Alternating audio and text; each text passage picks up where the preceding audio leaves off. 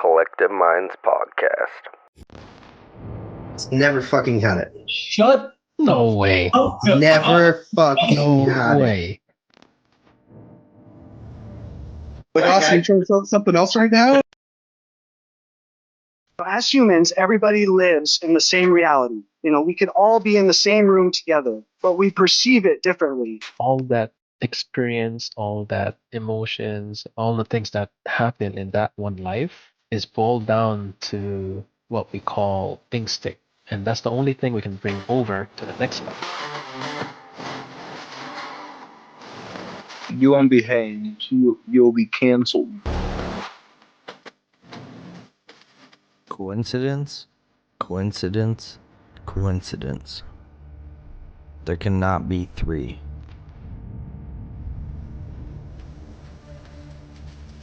Hello and welcome back to the Collective Minds podcast. Got a short one for you. So I've been seeing this story around this week and I decided, well, we better give it a shot as well. So if you haven't or have, take a seat, sit back, rest your feet, and enjoy. The Metcalf substation attack. On the morning of April 16th, 2003, a seemingly professional team of gunmen using rifles opened fire on the Metcalf transmission substation, severely damaging 17 transformers. Prior to the attack, a series of fiber optic telecommunications cables operated by AT&T were cut by the culprits. Additionally, following the attack, investigators found small piles of rocks near to where the shots had been fired, the type of formations that can be used to scout firing positions. Former chairman of the Federal Energy Regulatory Commission, John Wellinghoff, stated that military experts informed him that the assault looked like a professional job, noting that no fingerprints were discovered on the empty casings. While Wellinghoff described the attack as the most significant incident of domestic terrorism involving the grid that has ever occurred, a spokesperson for the Federal Bureau of Investigation stated that they did not believe a terrorist organization was responsible. Of course they didn't. Could have possibly been them. Never call yourself a terrorist, would you, FBI? Henry Waxman, a ranking member of the United States House Committee on Energy and Commerce, stated that the attack was an unprecedented and sophisticated attack on the electrical grid substation with military-style weapons. Communications were disrupted. The attack inflicted substantial damage. It took weeks to replace the damaged parts. Under slightly different conditions, there could have been serious power outages or worse. So I believe it was 2 days short of a month it took them to get it back online. So here now I have a timeline when these events happened or estimated happened. At 12:58 a.m., AT&T fiber optic telecommunication cables were cut not far from the U.S. Route 101 just outside South San Jose. 1:07 a.m., some customers of Level 3 Communications, an internet service provider, lost service.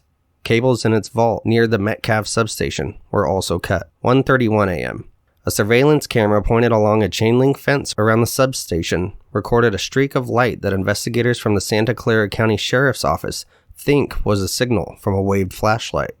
It was followed by the muzzle flash of rifles and sparks from bullets hitting the fence. 1:37 a.m. PG&E received an alarm from motion sensors at the substation, possibly from bullets grazing the fence. At 1:41 a.m., Santa Clara County Sheriff's Department received a 911 call about gunfire sent by an engineer at a nearby power plant that still had phone service, one of the few places around that still had phone service.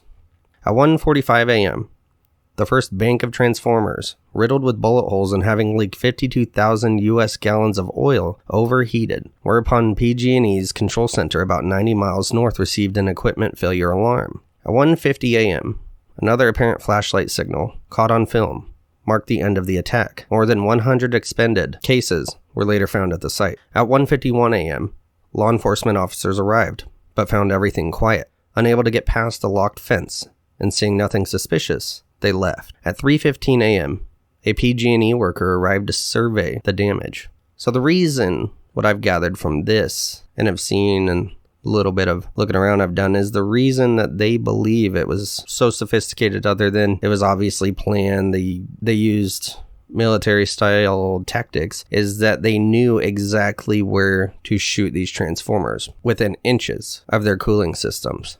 And I believe that if they had hit those cooling systems, it would have went up in flames, the entire place. So they executed this attack seemingly to prove a point. That point being how easy it is to attack the power grid and get it all shut down. So let's go to the aftermath. 17 transformers were seriously damaged, requiring over $15 million worth of repairs. To avert a blackout, energy grid officials had to reroute power from nearby Silicon Valley-based power plants. While some nearby neighborhoods temporarily lost power, the big users weren't even aware Metcalf had happened, according to an expert from the Electric Power Research Institute.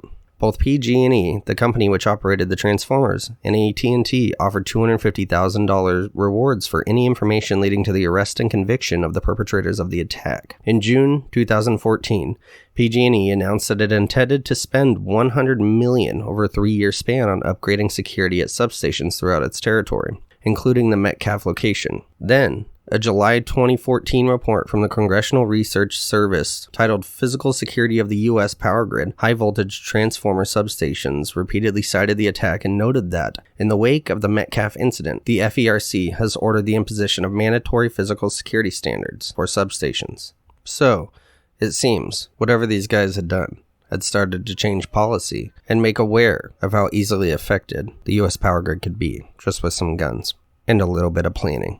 So whoever did this, I believe they did it for a reason, which was to wake everyone up and strengthen our power grid, showing how pathetic it kind of was that from a distance even, these things could happen, how easily it could happen, and how big of a devastating effect it could have. It was estimated that if these guys had done this with a bigger team or had done it multiple times in different places, just a few times, that it was quite possible for them to to disrupt the entire energy grid, the electrical grid of the United States for almost a month, if not longer, depending on what else they could have done. So we've talked about the power going out quite a bit on this channel, many different episodes here relating to that and what would happen and how to be prepared for it. And a big part of it is always been getting out of the cities and learning how to live without electricity and learning how to keep cold food without it, as well as using solar and other ways to be able to create your own electricity. This story is a great reminder about how frail and weak today's society and the people in today's society can be when it comes to something like this. There's a reason most people didn't hear about this when it happened. Even though they called it a terror attack, one side called it a terror attack, the other side didn't. The reason people didn't hear about this and it wasn't broadcasted everywhere was because people would have realized when it happened how easily it would be to destroy their lives. How an outside source, how easily a couple guys with some guns could destroy their entire lifestyle, their world for at least a month, if not longer. And how if it was more than just a couple guys, let's say a small little army, how easily it would be to take over this country. Thankfully, they started working on that. However, another reminder as well would be that there was 2 estimates on pretty much how fast that the U.S. population would die off if the power was cut. One of those estimates is that within a year or so, that 2/3 of the entire United States population would die. The other estimate is that within a year, 90% of the population would die. We are talking about complete and total devastation. Not just another regular, small, insignificant catastrophe. That's why you never heard about this story.